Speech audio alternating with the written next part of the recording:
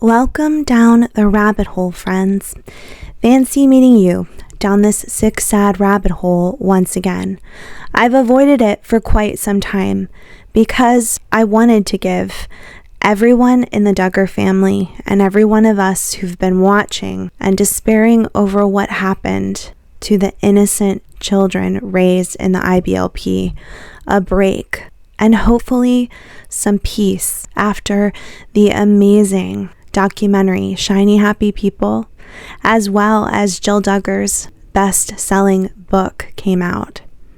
No one tells the story better than the people who lived it, and I thought it was finally time to leave the pathetic life of Josh Duggar behind me. But we all know Anna Duggar has stayed incredibly quiet ever since her husband Josh was sent to prison over accessing some of the most horrific child pee known to man. Many of you have stated your disagreement with me on this topic, but I've long felt incredibly sorry for Anna Duggar. Just focus on the positives, because there are times where it's like, oh my, he didn't take out the trash, but it's like, but you know what?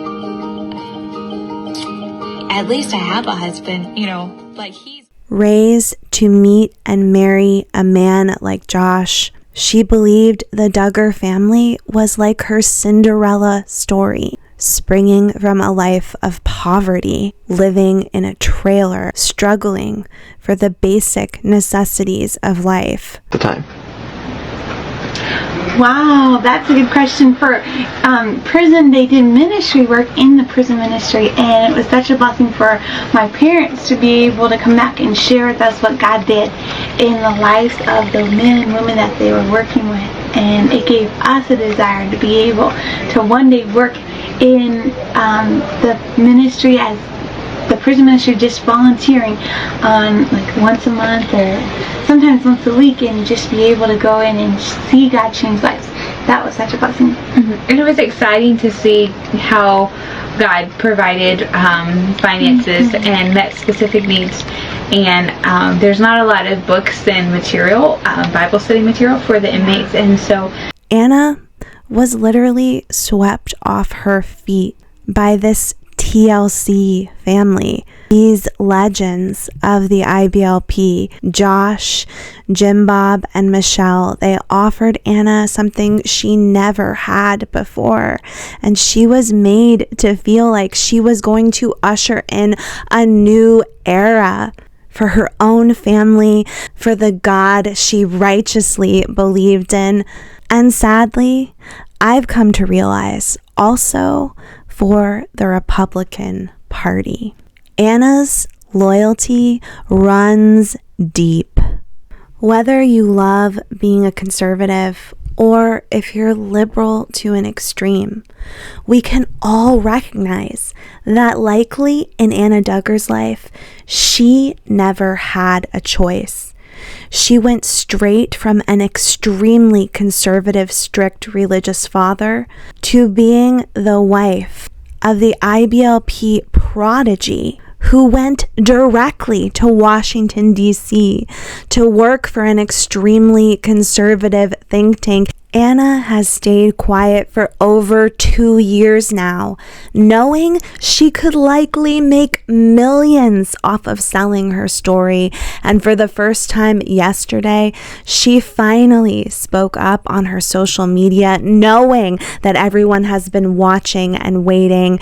She finally spoke up to support Donald Trump. Anna just said a few words about Trump being found guilty.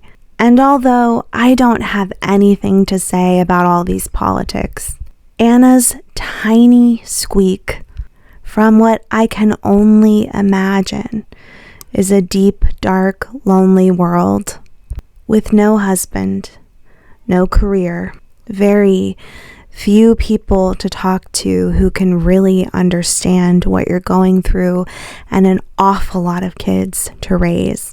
Her tiny squeak reminded me of this sick, sad rabbit hole where she still lives.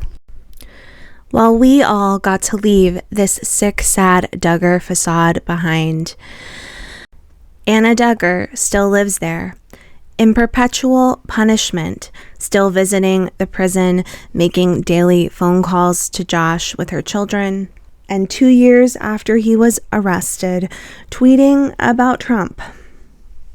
I don't have a lot to say, except that I wanted to mention it's been 2 years since Josh went to prison, and his wife and his kids are still living in a prison all of their own.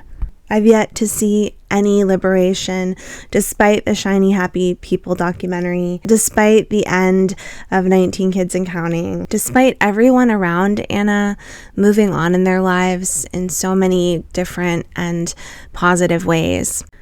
I guess this is all Anna Duggar has left to give. One random, lonely tweet about Trump, followed up by hundreds of people mocking her. I don't know.